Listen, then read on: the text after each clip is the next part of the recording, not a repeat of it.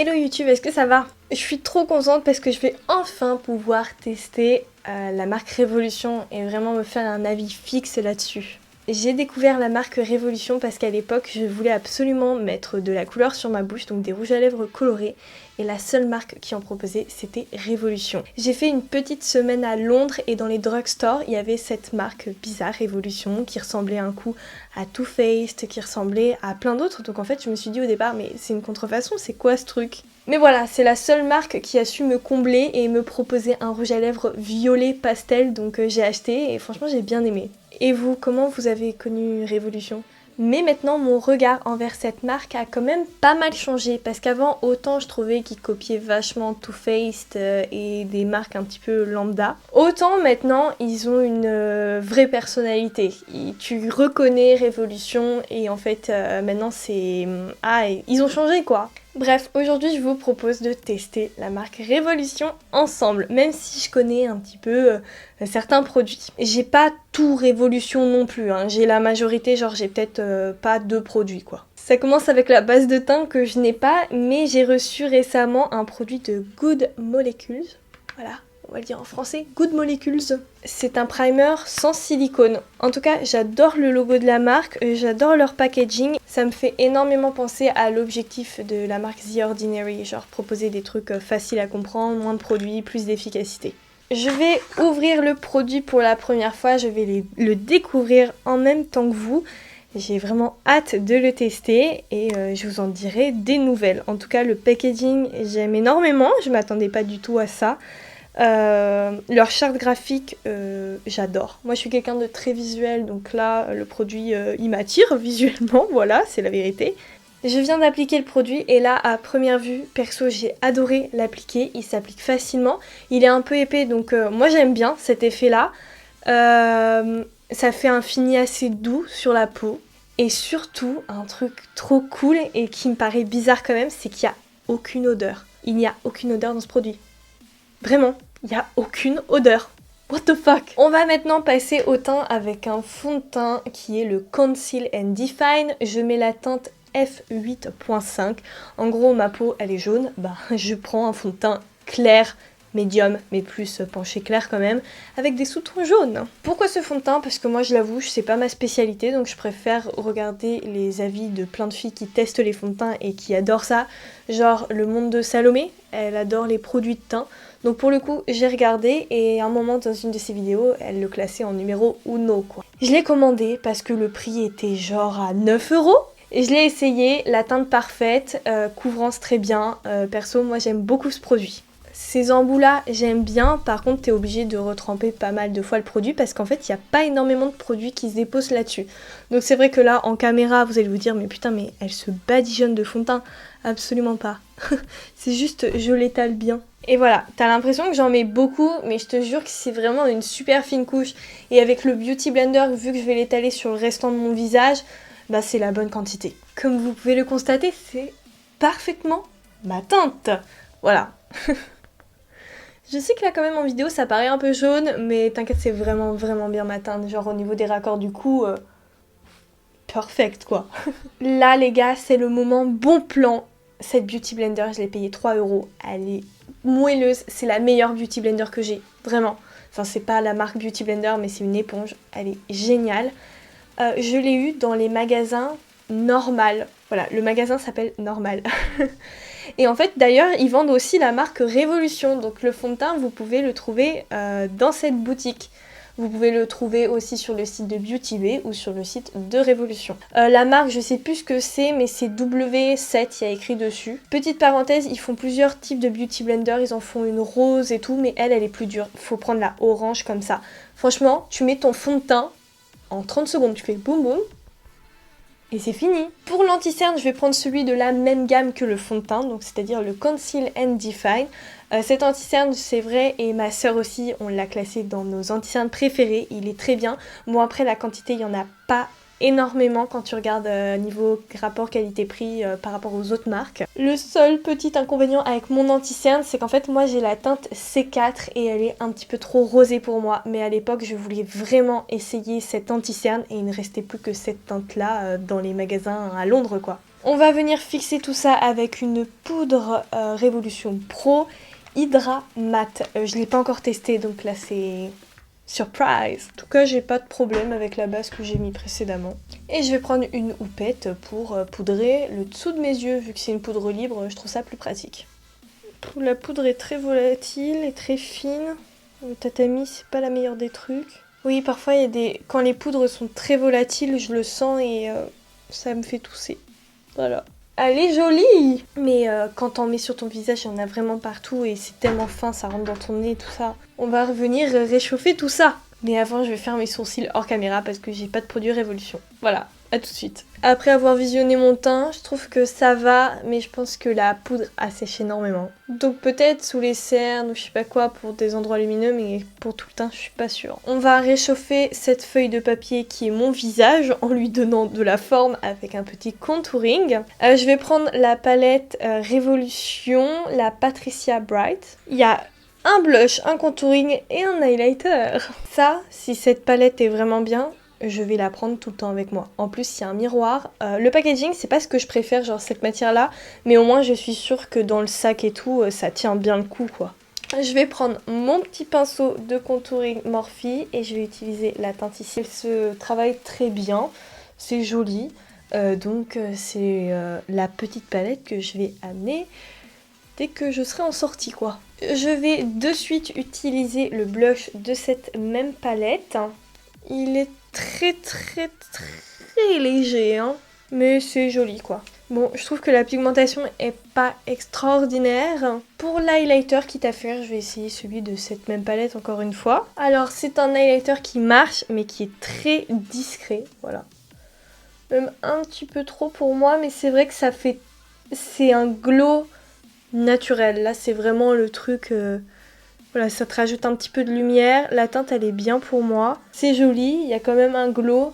C'est pas les highlighters que je préfère. Moi, j'aime vraiment la notion de paillettes. Bref, la palette, je continuerai à l'utiliser, surtout durant mes voyages. On va passer maintenant au maquillage des yeux. Et pour ça, j'ai plusieurs palettes à vous montrer. La première, qui est mon petit coup de cœur de cette année. Rappelez-vous dans la vidéo des Makeup Awards 2019.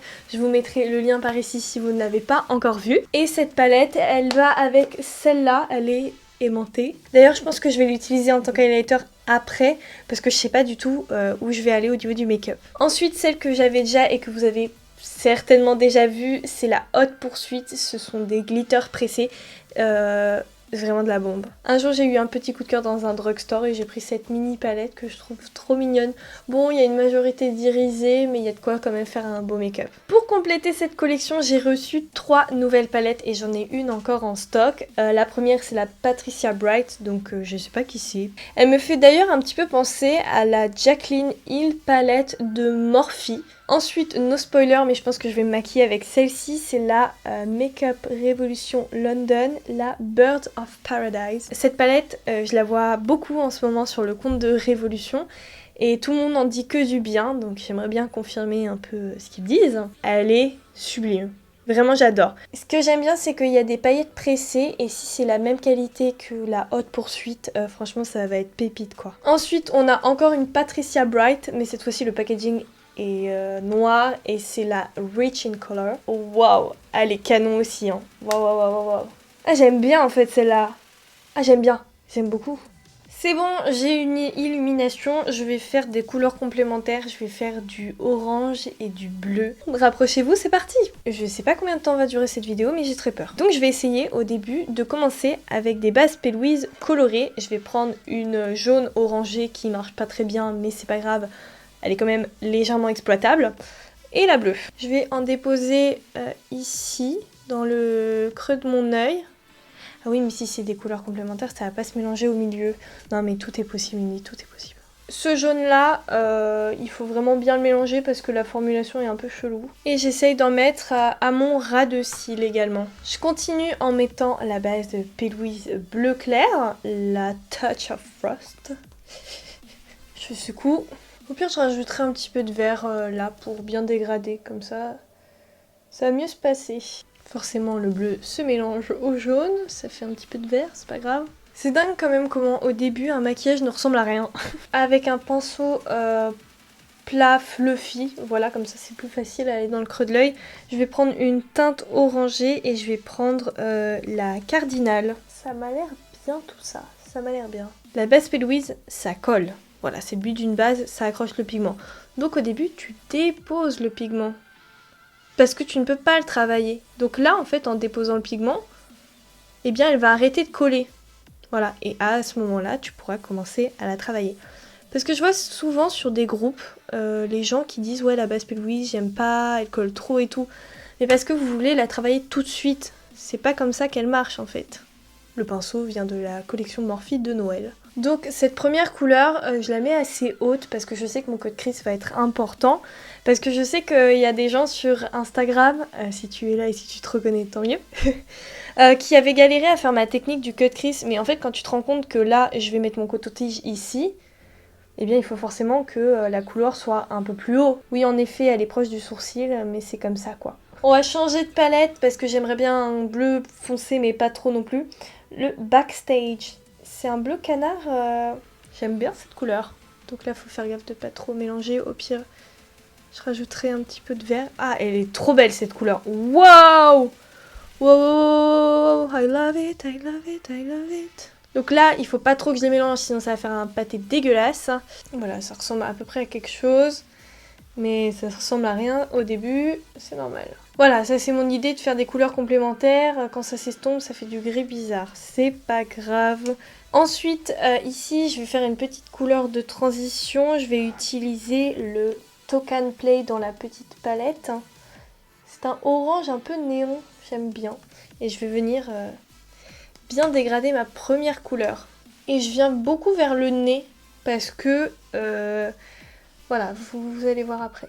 Une fois que c'est fait, pour la couleur de transition au niveau du bleu, je vais prendre la Macao. Le pinceau que j'utilise, c'est celui de chez Morphe, le numéro 506, et il est vraiment génial pour faire des belles pointes au niveau des cut crease. C'est vraiment l'idéal. Pour faire une couleur un peu plus belle que celle qui est au milieu, je vais prendre une teinte verte. Je vais tenter la Jungle de la palette. Note à moi-même, ne jamais faire des tests chelous comme ça. Voilà, ça va beaucoup mieux comme ça. Je savais que le fait de faire un cut crease, ça allait atténuer la transition, donc moi je pense que c'est passable, surtout que si après je rajoute un peu de paillettes, ça va fondre tout ça. Donc je m'inquiète pas plus que ça. Je vais prendre la base P. Louise Nitro, donc c'est vraiment le même bleu. Et je vais le mettre ici tout en laissant un espace. Donc tu vois, j'ai vraiment fait un énorme cut crease là. De toute façon, je sais même pas ce que je veux faire, donc j'y vais. Je commence vraiment au début de mon œil et après je viens rejoindre mon cut crease. Donc là, il y a un espace qui reste et on va y aller au feeling pour voir ce qu'on fait avec. Je vais essayer de mieux dégrader mon bleu en diagonale. Et je vais rajouter la base Blanc Canvas. Pour bien, si je mets des pigments un peu plus clairs, que ça se voit et comme ça va vraiment... mieux faire ressortir ma petite pointe. J'ai essayé de dégrader au mieux mes deux bases, donc maintenant c'est reparti pour la couleur. Et je reprends mon bleu foncé de départ, le Backstage. Et je viens le déposer ici, à l'extrémité. Je le dépose vraiment sur le creux de ma forme et je trouve ça bien cool. Le bleu est magnifique, vraiment j'adore. C'est un de mes bleus préférés je crois même. Donc là, je tapote tranquillement, j'ai pas besoin de le travailler, ça vient tout seul. Et j'en profite également pour accentuer mon ras de cils. Waouh, en fait la base vraiment P. Louise Nitro, ça fait ressortir. J'adore. À côté, pour dégrader, je vais reprendre mon bleu Macao de tout à l'heure. Et je dégrade en diagonale, parce que j'adore ça. Alors hors caméra, j'ai eu une illumination et après c'est parti en live. J'ai repris la base Blanc Canvas et j'ai bien nettoyé le creux. Et après j'ai fait une forme ronde et j'aime bien, ça me fait penser un peu à des plumes. Et en plus de ça, la palette c'est un peu là-dessus quoi, c'est des plumes. Si j'ai pas d'illumination, c'est pas grave, en tout cas je vais prendre la palette Alexis Stone, mon bébé d'amour des cieux. Et je vais prendre une teinte pour changer, métamorphoser mon make-up avec plein de paillettes. Si ton make-up a pas assez de paillettes, je prends cette palette.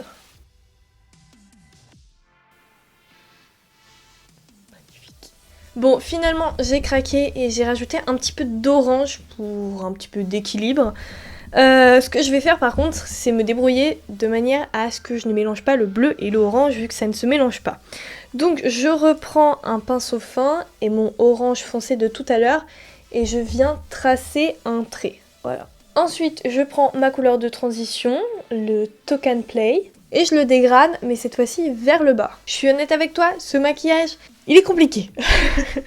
Voilà, si c'est tes premiers make-up, si tu te lances dans celui-là, il y a moyen que tu galères de ouf.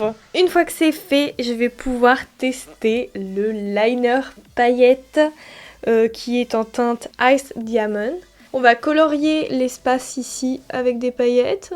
Et je continue à remettre des paillettes là où il y a mon orange. C'est parce que l'embout est un peu rigide au début, donc je sais pas si c'est des poils ou... Non, c'est de la mousse, ça. J'aime pas quand c'est en mousse. Et je trouve que ça marche moins bien. Finalement, je fais tout le contour. Allez, je fais un trait. Hors caméra, j'ai mis 2 petites perles qui ont tendance à tourner vers le orange. Et franchement, le résultat maintenant et genre il y a 20 minutes... What the fuck, c'est pas la même chose. Je vais mettre le mascara Révolution. En première impression, je trouve qu'il ressemble au Better Than Sex de Too Faced, mais en plus sec. En fait, il attrape un petit peu mieux tes cils et surtout, il t'en met pas partout. Et par contre, il est beaucoup plus pratique que le Better Than Sex au niveau du ras de cils. Et maintenant, hors caméra, je vais mettre des faux cils. Bon, je pense que mes fossiles commencent à se faire vieux parce qu'ils font des trucs bizarres, mais ça fait quand même l'affaire. Pour ma bouche, j'ai mis le rouge à lèvres de Lime Crime, c'est le Buffy. Bon, on va essayer de faire quelque chose de ses cheveux et voilà. Voici donc mon avis final sur la marque Révolution. Eh bien, pour moi, je trouve que c'est vraiment une marque qui a glow up, un truc de ouf. Et en fait, là, ils sont vraiment trouvé leur propre identité, ils ont leurs propres idées, ils font des collaborations qui marchent vraiment bien. Leurs palettes, elles sont vraiment très pigmentées, c'est des pépites. Je m'attendais vraiment pas à ça. Les 2 palettes que j'ai testées aujourd'hui, je les adore. Très bonne découverte, même si j'ai pas encore testé les petits pigments pressés, mais bon, il fallait faire des choix. Au niveau du teint, je trouve également qu'ils sont assez forts, même si je suis pas forcément fan de la poudre, parce qu'elle m'étouffe, elle me... Voilà. Si vous réalisez ce maquillage, n'hésitez vraiment pas à me taguer sur Instagram. Donc vous mettez le arrobase et surtout vous m'identifiez sur la photo, comme ça je suis sûre que je la vois. Oh non, il y a le diable de Tasmanie qui arrive, regardez-moi ça. Voilà, ça fait longtemps que j'ai pas montré ma petite lapine, enfin je l'ai jamais montré d'ailleurs. Là, elle a le track des caméras là. C'est une peluche. Pour ceux qui me demandent sur Instagram, cette petite bête c'est Fluffy, c'est une fille. C'est quoi, c'est un nain ou un extra nain? Je sais pas. Un extra nain, mais c'est plutôt un nain. Elle bouffe tout et elle fait que les bêtises et voilà, c'est une terreur. Mais c'est une peluche. Mais c'est une peluche et cette lapine, genre elle a pas un pet de méchanceté. Elle est toujours là, peluche, elle vient nous voir tout le temps, on l'appelle, elle vient comme un petit chien. Mais en fait c'est depuis le début qu'on l'a, et bien on l'a tout le temps mis en liberté, on l'a habituée à notre présence et maintenant elle peut plus vivre sans nous, elle est trop en mode I love you. Après on va dire que je maltraite mon animal.